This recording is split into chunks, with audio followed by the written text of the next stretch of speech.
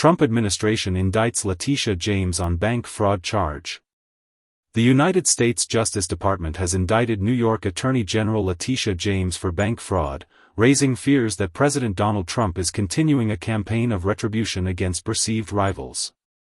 Trump has again blamed Democrats for the federal government shutdown and says he will cut some very popular Democrat programs as a result.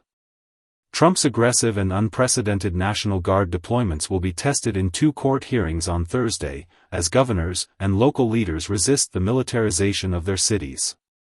Trump hosted Finland's President Alexander Stubb at the Oval Office, but he used the appearance to slam Spain's resistance to increased military spending. Maybe you should throw them out of NATO.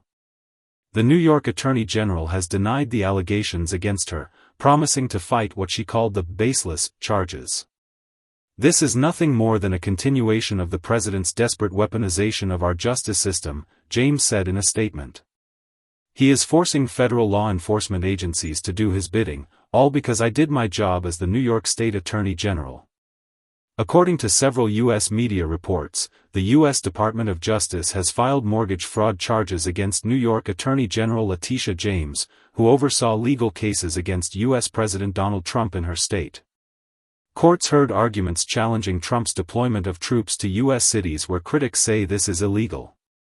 A federal government shutdown continued into its 9th day, with Republican and Democratic lawmakers failing to find a path towards a compromise that would allow them to fund federal agencies.